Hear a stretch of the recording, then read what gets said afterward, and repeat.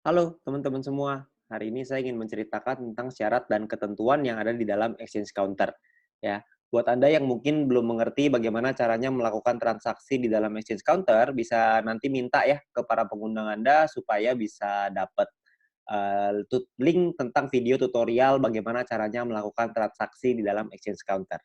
Oke, nah perlu diingat bahwa ada tiga pihak di dalam exchange counter ini. Ada penjual, orang yang ngejual VP. Ada pembeli, orang yang ngebeli VP. Ada perusahaan, perusahaan ini sifatnya membeli VP dan juga menjadi penengah antara penjual dan pembeli.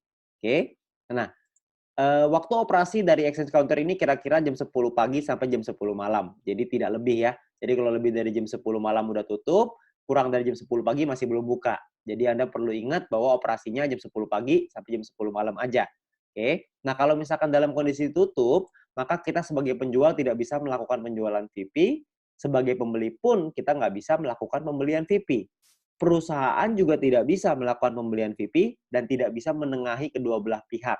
Oke. Jadi ketika lagi tutup, semuanya tutup, nggak bisa ngapa-ngapain. Oke, tidak bisa melakukan transaksi di dalam exchange counter ini. Oke. Nah, bagaimana caranya kita melakukan transaksi? Yang pertama adalah proses transaksi jual ke perusahaan. Perusahaan ini sifatnya hanya bisa membeli, tidak bisa menjual. Karena kan perusahaan tidak menjual poin ya. Perusahaan hanya bisa membeli poin aja dari kita, membeli VIP dari kita. Oke. Nah, misalkan contoh, ini perusahaan. Ya, perusahaan akan meletakkan namanya order pembelian. Order pembeliannya misalkan ada A 5 VP, B 10 VP, C 5 VP, dan D 20 VP, misalkan. Dan kita punya 10 VP untuk kita jual nih. Nah, kita misalkan mau ngejual ke perusahaan, maka kita akan kejual ke B. Ketika kita menjual ke B, maka statusnya dari tertunda akan berubah menjadi status proses. Ketika menjadi status proses, maka perusahaan akan melakukan transfer ke kita. Ketika melakukan transfer ke kita sebagai penjual, kita akan diminta untuk melakukan konfirmasi. Setelah kita melakukan konfirmasi, maka secara otomatis penjual akan mengembalikan VP-nya ke perusahaan atau VP diambil lah ya sama perusahaan. Perlu diingat bahwa perusahaan akan mengalokasi dana dari profitnya sebesar 50% maksimal dari keuntungan perusahaan yang akan dikembalikan lagi ke member. Jadi order pembelian ini akan disesuaikan dengan profit perusahaan. Oke. Nah, ada lagi proses kedua yaitu proses jual beli antara member ya. Kenapa harus ada jual beli sih antara member? Karena sederhana sekali, gampang gitu ya. Karena banyak banget member yang pengen beli VIP, gampangnya gitu. Banyak banget member pengen beli VIP untuk apa? Supaya mereka bisa membeli paket yang lebih tinggi, supaya mereka bisa menikmati keuntungan yang lebih tinggi. Tapi Anda nggak usah khawatir, karena beli ini tidak bersifat wajib ya, tidak bukan keharusan, tapi opsional. Kalau Anda mau, monggo, silahkan. Kalau Anda nggak mau, juga nggak apa-apa. Oke, prosesnya kurang lebih seperti ini. Anda sebagai pembeli, Anda akan meletakkan order pembelian. Misalkan si A akan taruh 5 VP, si B taruh 10 VP, si C taruh 5 VP, si D taruh 20 VP. Dan Anda sama nih, Anda cuma punya 10 VP. Anda misalkan milih si B. Oke, Anda klik si B, maka sama juga prosesnya, statusnya ya, dari tertunda akan berubah menjadi proses. Ketika berubah menjadi proses, maka pembeli akan dikasih waktu 3 jam untuk melakukan transfer ke penjual. Kalau dalam 3 jam ini tidak dilakukan transfer, maka pembelian tersebut batal. Kalau pembelian tersebut batal, maka si pembeli harus melakukan order pembelian ulang supaya VP-nya dia bisa supaya dia bisa beli VP ke penjual ya. Nah, ketika misalkan kita bicara kalau jalan aja deh, kalau kalau semua prosesnya jalan. Kalau jalan, maka si pembeli akan dikasih satu list nih, ada penjualnya siapa, VP-nya berapa, jumlahnya berapa, nama rekeningnya berapa, nomor rekeningnya berapa. Jadi di sini akan ada list-nya, ada datanya nanti. Nah, perlu diingat Anda sebagai pembeli, Anda harus pastiin nomor rekening dan nama rekeningnya sama antara di exchange counter dengan di bank. Jangan sampai berbeda. Kalau misalkan beda, nanti salah transfer repot, nggak bisa diapa-apain. Ya, jadi Anda perlu pastiin dulu nomor rekening sama nama rekening sama. Kalau sudah sama, baru ditransfer. Kalau nggak sama, Anda bisa chat ke penjual, sorry. Anda bisa pastiin dulu tuh, nomor rekeningnya bener nggak nih? Si penjual masukin nomor rekeningnya udah bener atau belum? Kalau misalkan salah, jangan ditransfer. Ingat ya, jangan ditransfer. Oke? Nah, kalau misalkan sudah benar, Anda melakukan transfer misalkan, maka si pembeli melakukan transfer. Setelah melakukan transfer, maka di dalam sistem akan meminta untuk Anda mengunggah bukti transfer. Ya. Setelah Anda mengunggah bukti transfer, maka si penjual akan diminta untuk melakukan konfirmasi.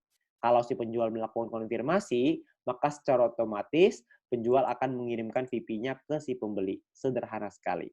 Oke, tapi kita sama-sama tahu dalam proses seperti ini transfernya kadang-kadang bermasalah. Nah, kalau misalkan transfernya bermasalah gimana? Transfer masalahnya itu maksudnya apa sih? Maksudnya gini loh. Ada orang misalkan salah transfer, jumlahnya salah. Ada juga yang mungkin bukti transfernya palsu. Ada juga mungkin yang transfernya kelebihan, nggak mungkin lah ya kalau kelebihan.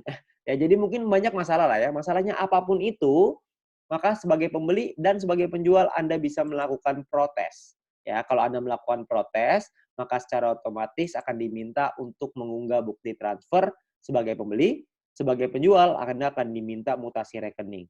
Salah satu pihak pasti ada yang salah. Jika ada yang terbukti bersalah, maka manajemen berhak untuk membekukan akun VTube tersebut hingga pemberitahuan lebih lanjut.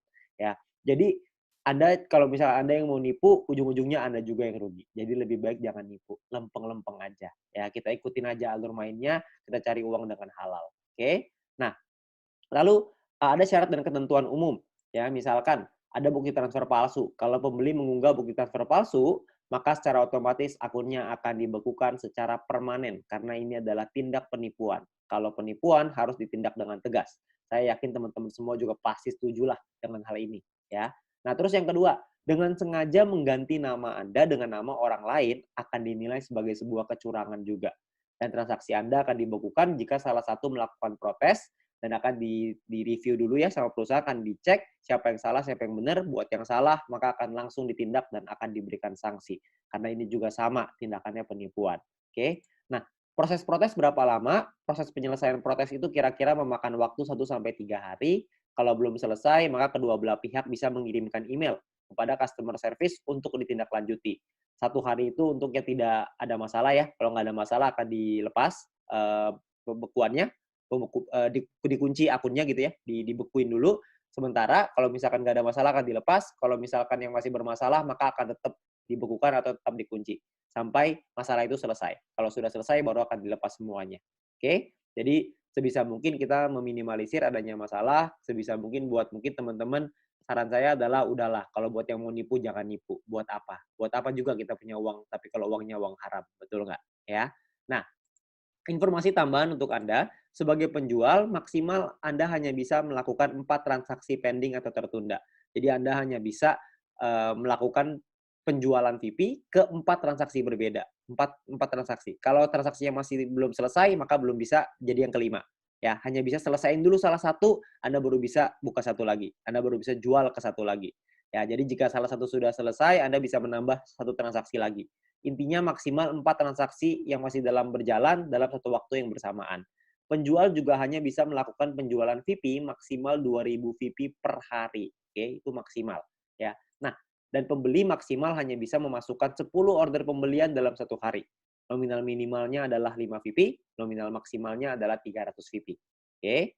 Nah, perlu Anda ingat kalau misalkan exchange counter sudah tutup dan masih ada transaksi yang masih proses, maka transaksi akan dilanjutkan besok. Misalkan contoh, kalau misalkan Anda melakukan transfer misalkan jam 9.30 malam, ya Anda mengunggah bukti transfer nih 9.30 malam. Sayangnya si penjual lupa, nggak ngeliat-ngeliat lagi. Pasar keburu tutup. Ya, terus gimana dong? Uangnya udah ditransfer nih, nanti saya rugi dong apa segala macam. Tenang aja, Anda nggak bakal rugi karena pembelian Anda, proses pembelian Anda itu masih dalam proses. Jadi bisa dilanjutin besok. Ketika pasarnya sudah buka lagi, penjual melakukan konfirmasi, VP juga akan transfer ke Anda secara otomatis. Oke? Jadi Anda nggak usah khawatir, ini semuanya aman. Ya, jadi Anda nggak langsung hilang tiba-tiba gitu order pembeliannya. Nggak. Jadi ordernya tetap ada. Nah, sangat disarankan untuk tidak melakukan transfer di atas jam 9.30 malam, supaya menghindari hal-hal seperti ini. Ya, jadi kalau misalkan sudah lewat dari 9.30 malam, sebisa mungkin janganlah kita melakukan transfer. Kalaupun melakukan transfer, Anda perlu tahu bahwa ada kemungkinan akan dikonfirmasi besok hari. Ya, tapi Anda nggak usah khawatir, itu semua aman. Ya. Nah, mungkin itu aja syarat dan ketentuan dan bagaimana caranya melakukan transaksi di dalam exchange counter. Ya, maka Anda perlu ingat bahwa exchange counter ini adalah tempat kita melakukan transaksi, tempat kita menghasilkan penghasilan dari sini ya. VP kita jadi penghasilan untuk kita. Jadi mari kita jaga sama-sama.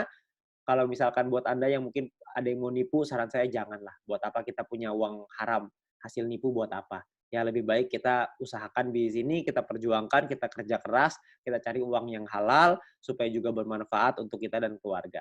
Oke, mungkin sekian dari saya, terima kasih.